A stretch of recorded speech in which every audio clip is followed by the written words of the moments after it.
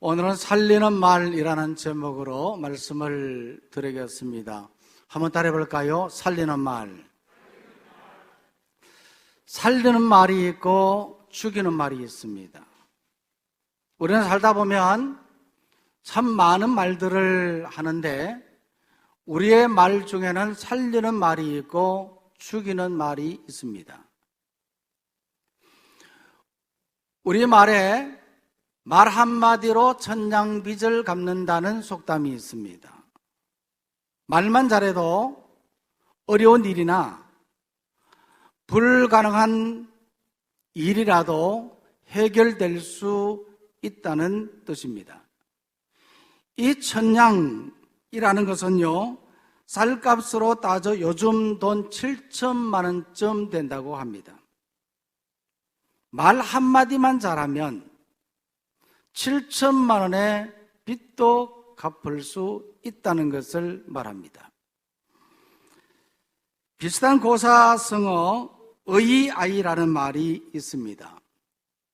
같은 내용의 말이라도 아 다르고 다르다는 뜻입니다. 말하기에 따라서 뜻이 달라지는 거죠. 언론에서도 같은 사건에 대해서 다르게 말하기도 하지요. 매체의 성격에 따라서 해석하여 보도하는 것을 프레임이라 그렇게 말하는데 어떤 프레임으로 말하느냐에 따라서 뜻이 달라지는 겁니다. 우리의 삶에도 보면 어떤 프레임을 가지고 말하는 경우들이 있거든요. 또 말할 때 살리는 말을 하기도 하고 죽이는 말을 하기도 합니다. 때로는 말 한마디 때문에 기뻐하기도 하지만 탄식하고 후회하기도 합니다. 말해놓고 마음 아파하기도 하고 관계가 불편해지기도 합니다. 그래서 성도는 언어 생활이 성숙해야 합니다. 성경에도 보면요, 이 언어에 대한 말씀들이 많습니다. 그 중에 하나가 오늘 읽었던 이 본문의 말씀, 야고보서 3장의 말씀인데 1절에 보면 내 형제들아 너희는 선생된 우리가 더 큰 심판을 받을 줄 알고 선생이 많이 되지 말라, 그렇게 말했습니다.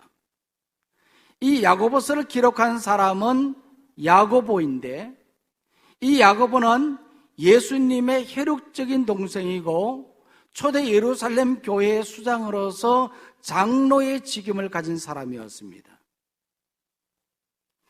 이러한 야고보가 오늘 이 말씀에 보니까 초대교회 성도들에게 선생된 너희라고 말하지 않고 선생된 우리라고 말하고 있습니다. 이것은요, 야고보 자신도 말에 실수가 많은 사람 중에 하나라는 것을 인정하는 것입니다. 너희만 실수하는 것이 아니라 나도, 우리도 실수한다 하는 그러한 뜻을 가지고 있는 겁니다. 말에 실수가 없는 사람이 있겠습니까? 없습니다. 만약 그렇다고 한다면 그는 온전한 사람이라 2절 말씀에 그렇게 말하거든요. 온전한 사람이 있겠습니까? 없습니다. 그래서 야고보는 선생이 많이 되지 말라, 그렇게 말했습니다. 이것은 참된 선생이 된다는 것은 그만큼 어렵다는 것을 말합니다. 선생은요, 어쩔 수 없이 말을 많이 해야 되는 사람이고 하다 보면 자연적으로 실수를 하게 된다는 겁니다. 그리고 또한 선생은 말한 대로 반드시 실천해야 되는 그러한 자입니다. 그런데 말한 대로 다 할 수가 있습니까? 그렇게 다 하지를 못하는 거거든요. 그래서 선생 된다고 하는 것은 대단히 어려운 일입니다. 그래서 선생 되지 말라, 그렇게 말하는 거거든요. 이 초대교회도 마찬가지입니다. 이 당시요, 서기관과 바리새인들은 말만은 잘했지 실제로 그렇게 삶을 살지를 못했거든요. 그래서 예수님께서 마태복음 7장 12절 말씀에서 나더러 주여 주여 하는 자마다 다 천국에 들어갈 것이 아니라 내 아버지의 뜻대로 어떻게 하는 자? 행하는 자라야 들어가리라. 그런데 실제로 우리가 행한다는 것이 얼마나 어렵습니까? 말한 대로 행한다고 하는 것은 쉽지 않다는 말입니다. 그래서 성도는요, 혀를 잘 사용해야 합니다. 혀는 작은 것이지만은요, 큰 것을 움직이는 것입니다. 오늘 이 3절 말씀부터도 보면 그런 비유의 말씀이 나오지 않습니까? 말의 입에 재갈을 물리면요, 큰 말이 꼼짝없이 순종하는 것과 같다.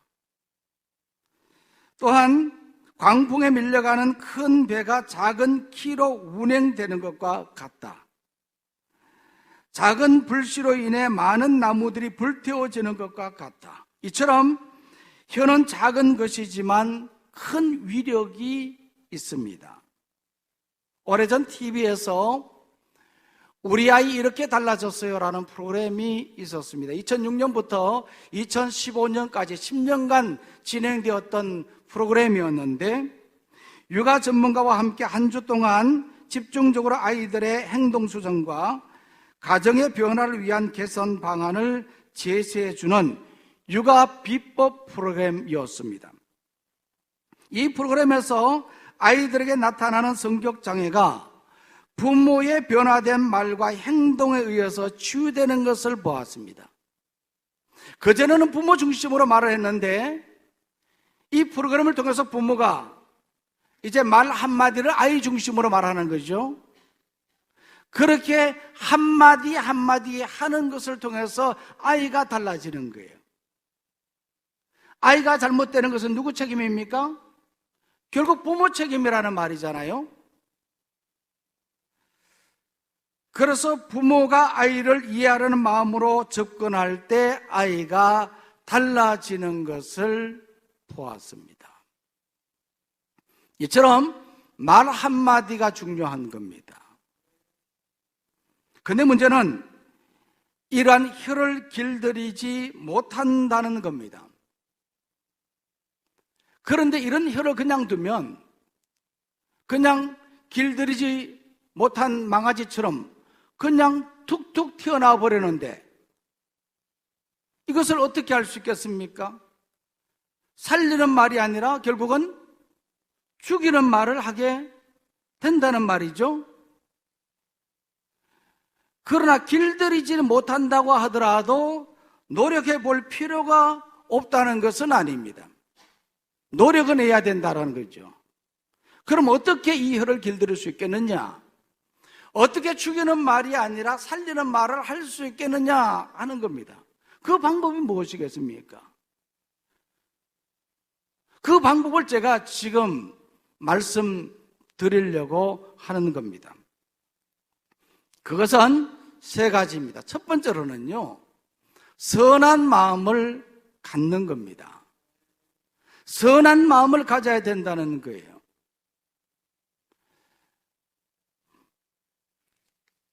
마태복음 12장 35절 말씀을 한번 보십시오. 다 같이 읽겠습니다. 시작. 선한 사람은 그 쌓은 선에서 선한 것을 내고 악한 사람은 그 쌓은 악에서 악한 것을 내느니라. 이 마태복음 12장에서 예수님께서는요, 나무와 열매에 대한 비유를 말씀하셨습니다. 예수님께서 말씀하시기를 열매를 보면 나무를 알 수 있다. 무엇을 보면 나무를 안다고요? 열매를 보면 나무를 알 수 있다. 결국 좋은 열매를 맺는 나무는 어떤 나무요? 좋은 나무. 나쁜 열매를 맺는 나무는 나쁜 나무, 좋지 않은 나무라는 것을 알게 되는 거죠. 이 비유의 핵심은요, 말을 보면 그 마음을 알 수 있다는 겁니다. 즉 선한 사람은요, 그 쌓은 선에서 선한 말을 하고 악한 사람은 그 쌓은 악에서 악한 말을 한다는 겁니다. 어떤 마음을 갖느냐에 따라서 나타나는 말이 달라지는 것이죠. 말하는 것을 보면 그 사람의 마음을 읽을 수 있다는 것을 말하는 거죠. 금방은 캐치되지 않아더라도 가식적인 말을 한다든지 진실된 말을 한다든지 말을 잘 들어보면 그것을 판단할 수 있고 그 마음을 알 수 있는 거죠. 그런데 예레미야 17장 9절 말씀에 보면요, 만물보다 거짓되고 부패한 것은 마음이라고 했습니다. 이것은요, 선한 마음을 가진 사람은 없다는 것을 말하죠. 만물보다 부패된 것, 그것이 바로 우리의 마음이라고 한다면 선한 마음을 가진 사람은 한 사람도 없다. 그러면 이런 마음을 가지고는 우리가 선한 말을 할 수 있습니까? 없습니까? 할 수 없는 거예요. 살리는 말을 할 수 없고 결국은 우리는 죽이는 말을 할 수밖에 없다 하는 거죠. 우리는 원래 아담의 부패된 죄의 본성을 가지고 타고난 그러한 존재이기 때문에 우리는 악한 존재라서 그럴 수밖에 없다는 것이죠. 그러나 그러면 이렇게 우리는 삶을 살 수밖에 없습니까? 그 방법은 무엇이겠습니까? 그것은 바로 마음을 선하게 바꾸는 것입니다. 생명의 삶 큐티를 통해서 우리가 매일매일 하나님의 말씀을 묵상하고 매일 하나님과 가까이 하며 기도하며 그 말씀을 묵상하고 살아가다 보면 우리의 마음의 밭이 달라진다는 것이죠. 아멘. 그래서 우리의 마음을 바꾸지 아니하면 오늘 우리의 말이나 우리의 삶은 결국 황폐해질 수밖에 없는 거죠. 그런데 문제는 우리의 마음이 밭이 악해서 악한 말을 하게 되면 반드시 심판을 받는다는 겁니다. 무심코 한 말이라도 하나님 앞에서 죽음을 받는다고 말했거든요. 이것을 생각하면 우리는 함부로 말할 수가 없습니다. 그래서 성도는 언어 생활이 성숙해야 합니다. 살리는 말을 해야 됩니다. 그런데 우리는 하루를 보내면서 안 해도 될 말을 얼마나 많이 하고 있는지 한번 생각해 보십시오. 저도 이 말씀을 준비하면서 제 자신을 많이 돌아봤습니다. 교회 안에서 얼마나 잔소리를 많이 하는가. 저희 아내가 요즘 집에 와서 잔소리를 많이 한다 그래요. 이게 나이가 들어가는 것가 보다 그런 생각도 해보기도 합니다만은 안 해도 될 말을 참 많이 하지 않느냐 하는 거거든요. 가만히 두면 알아서 할 테인데 때로는 무심코 내뱉은 말로 상대방에게 상처를 주는 일이 얼마나 많습니까? 우리 자신들을 한번 돌아볼 필요가 있습니다. 어떤 사람이 생일을 맞아 절친한 친구 4명을 초대했습니다. 3명의 친구는 시간에 맞춰서 왔고 1명의 친구가 아직 도착하지를 않았습니다. 그때 초대한 이 친구가 이렇게 말했습니다. 왜 꼭 와야 될 사람이 오지 않는 거지? 그랬더니 이 말을 듣고 한 친구가 화를 내며 말했습니다. 아니 그럼 우리는 오지 않아도 될 사람이란 말인가? 그러면서 버럭 화를 내고 가버린 겁니다. 한 사람은, 한 친구는 도착하지 않았고 또 한 친구는 화가 나서 가버리자 마음이 초조해진 이 친구가 이렇게 말했습니다. 아유, 가지 말아야 할 친구가 가버렸군. 그러자 이번에 남아있던 2 친구 중에 하나가 화를 내며 말했습니다. 그럼 우리는 가야 할 사람이란 말인가? 그도 역시 말을 마치기가 무섭게 나가버렸습니다. 몇 명 남았습니까?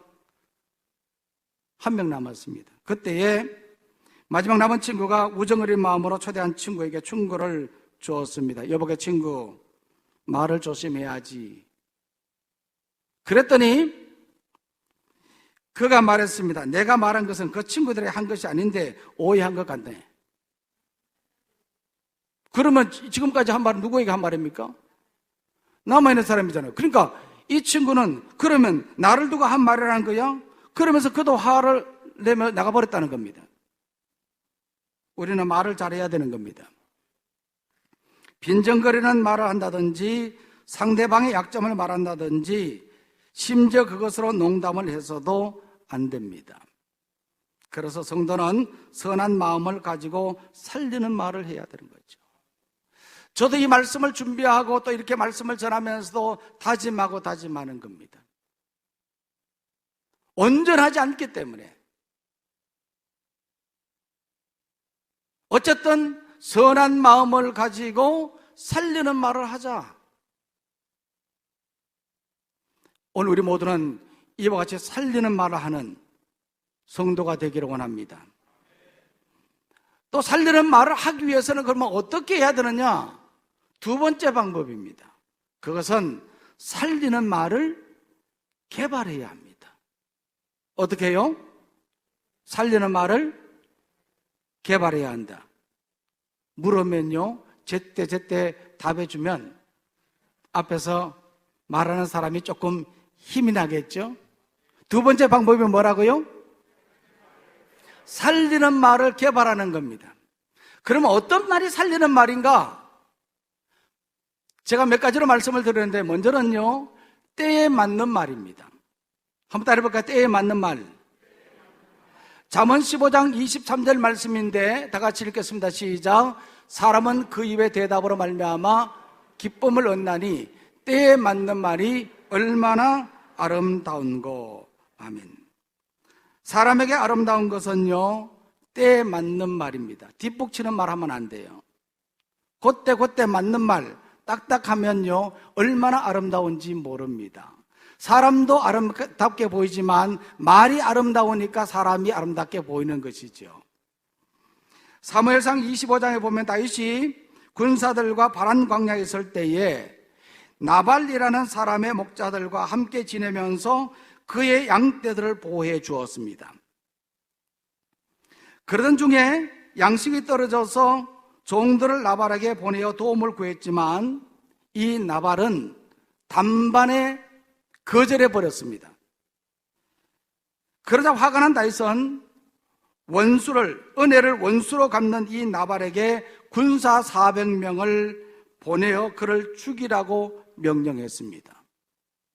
지금까지 은혜를 베풀어 준 것도 모르고 정말 어려울 때 양식 좀 달라고 그러는데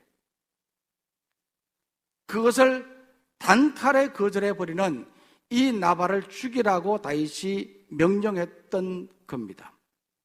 그런데 이때에 이 소식을 들은 이 나발의 아내 아비가일이 급히 떡과 물과 고기와 과일들을 챙겨서 다윗에게로 달려갔습니다. 그리고 그의 남편을 대신해서 엎드려 사과하고 은혜에 보답함으로 죽음을 면했습니다. 나발은요, 미련하여서 어리석게 말했지만은 그의 아내 아비가일은 지혜롭게 때에 맞는 말을 했습니다. 오늘 우리는 성도로서 때에 맞는 말을 개발하기를 원합니다. 또한 살리는 말은 어떤 것이냐? 덕을 세우는 말입니다. 잠언 15장 28절 말씀 다 같이 읽겠습니다. 시작. 의인의 마음은 대답할 말을 깊이 생각하여도 악인의 입은 악을 쏟느니라. 아멘. 의인은요, 말을 함부로 하지 않습니다. 대답할 말을 어떻게 해요? 깊이 생각하는 겁니다. 우리들도 보면요, 할 말 하지 않고 참았다가 그 다음날 생각해보면 어때요? 참 잘했다 싶은 생각이 들 때가 있잖아요. 그렇죠? 한 번 더 생각해보면 말하지 않은 것이 오히려 덕이 되었을 경우들이 많습니다. 이처럼 생각이라고 하는 것은요, 덕을 쌓는, 말의 덕을 세우는 그러한 습관입니다. 그래서 말하기 전에 먼저 한번 생각해보고 그렇게 말한다고 한다면 언제나 덕을 세우는 말을 할 수 있다는 겁니다. 우리말에도 3, 4, 1은이라는 말이 있지 않습니까? 한마디 말하기 위해서 몇 번 생각한다고요? 3번 정도는 생각을 하라는 거거든요. 우리가 상담을 한다든지 누구와 대화를 할 때 보면 그냥 쉽게 말을 내뱉다 보면 실수하는 경우들이 많습니다. 그래서 우리는 말을 들으면서도 생각해야 되는 겁니다. 내가 어떤 말을 할까? 그리고 또한 성령 하나님께 우리가 기도해야 되는 것이죠. 하나님, 내가 대답할 말을 주십시오. 그렇게 기도하면 우리는 사람을 죽이는 말이 아니라 살리는 말을 할 수가 있습니다. 옛날에 박만덕이라는 백정이 있었습니다. 이 사람이 고깃집을 운영하고 있었는데 어느 날 두 양반이 그에게 고기를 사러 갔습니다. 그 중에 한 양반이 습관대로 야 만덕아 고기 한 건 다오 그렇게 말했더니 만덕은 네 하며 고기 한 건을 잘라주었습니다. 그러자 이번에는 다른 양반이 박서방 고기 한 건 주게 라고 말했는데 그 고기는 언뜻 보아도 먼저 산 양반의 것보다도 훨씬 더 커 보였습니다. 똑같이 한 건을 달라고 말했는데 차이가 많이 나자 앞에 양반이 화를 내며 따졌습니다. 이놈아, 같은 한 건인데 이 양반의 것은 많고 내 것은 왜 이렇게 적었냐? 그랬더니 당연한 듯이 말을 이렇게 했습니다. 손님 것은 만덕이가 자른 것이고 저 손님 것은 누가 잘랐어요? 박서방이 잘랐다는 거죠. 성도는 덕을 세우는 말을 개발해야 합니다. 그래야 사람을 살릴 수가 있는 거죠. 또한 사람을 살리는 말 어떤 것이냐? 세 번째로는 학자의 혀입니다. 이사야서 50장 4절 말씀 보십시오. 다 같이 읽겠습니다. 시작. 주 여호와께서 학자들의 혀를 내게 주사 나로 권고한 자를 말로 어떻게 도울 줄을 알게 하시고 아침마다 깨우치시되 나의 길을 깨우치사 학자들 같이 알아듣게 하시도다. 아멘. 이사야 선지자는요 하나님께 학자들의 혀를 달라 그렇게 간구했습니다. 그것은요 권고한 자를 돕기 위한 것이었습니다.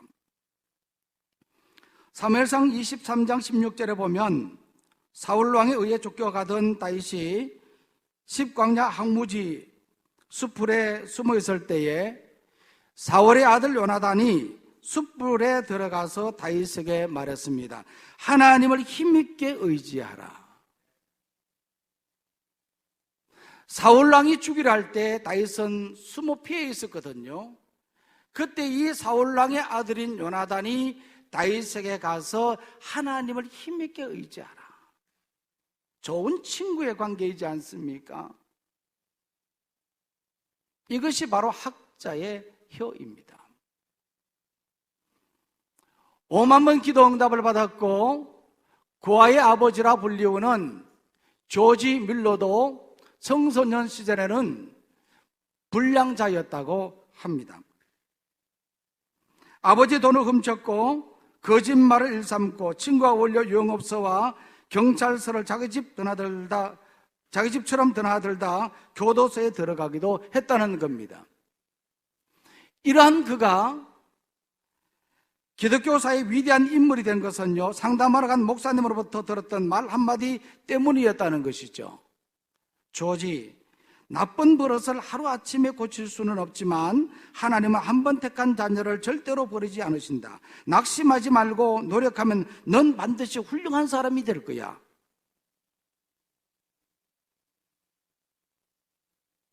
불량하라고 비난하거나 탓하지 않고 오히려 희망과 용기를 주었던 거죠.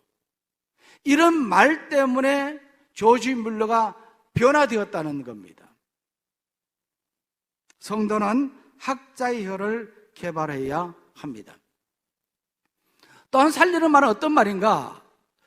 소금 치듯 하는 말입니다. 골로새서 4장 6절 말씀을 한번 읽겠습니다. 시작. 너희 말을 항상 은혜 가운데서 소금으로 맛을 냄과 같이 하라. 그리하면 각 사람에게 대답할 것을 알리라. 이 말씀에 보니까요 너희 말을 항상 은혜 가운데서 소금으로 맛을 냄과 같이 하라. 소금 치듯 하라는 말이거든요. 이 소금 치듯 하다는 이 말은 적절하게 잘 배합한다는 말이거든요. 은혜롭게 한다는 뜻입니다. 어떤 권사님이 말했습니다. 목사님은 예배 중에 성도들이 가득히 앉아있는 것을 보면 마치 농부가 들판에 누렇게 익은 곡식을 보는 것처럼 기쁘지 않습니까? 어떻게 그렇게 비유를 잘 하시는지, 어떻게 그 마음을 잘 아는지 꼭 맞는 말을 하잖아요. 그러니까 소금 치듯 하는 말, 적절하게 잘 배합해서 이렇게 하는 말, 성도들에게 꼭 필요한 말이거든요. 이처럼 살리는 말은 때에 맞는 말, 덕을 세우는 말, 학자의 혀, 소금 치듯 하는 말, 이런 말들을 우리는 잘 개발해야 합니다. 그래야 살리는 말을 할 수가 있습니다. 또 하나 있습니다. 세 번째로, 살리는 말을 하기 위해서는요, 절대로 비판하지 말아야 되는 겁니다. 한번 따라해볼까요? 비판하지 말아야 한다. 우리가 비판하지 말아야 될 이유가 두 가지가 있습니다. 그 첫 번째로는요, 다시 비판을 받기 때문입니다.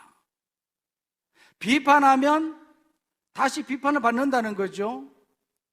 마태복음 7장 1절 말씀에 보면요, 비판을 받지 아니하려거든 비판하지 말라.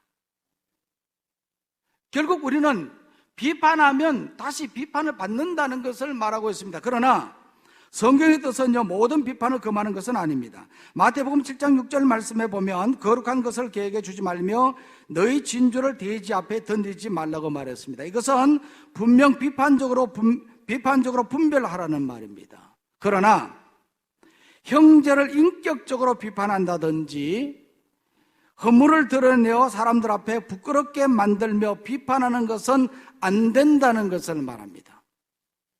비판하기 위한 비판은 안 된다. 그래서 비판하지 말라. 그렇게 말하고 있습니다. 민수기 12장 1절 말씀에 보면 모세가 구스 여인을 취했을 때 누이 미리암이 모세를 비방했습니다. 모세가 이스라엘 백성들의 지도자로서 이방 여인을 취했단 말입니다. 잘못은 누가 판단합니까? 하나님이 판단하는 거거든요. 그런데 누이 미리암이 이런 지도자 모세를 비방했습니다.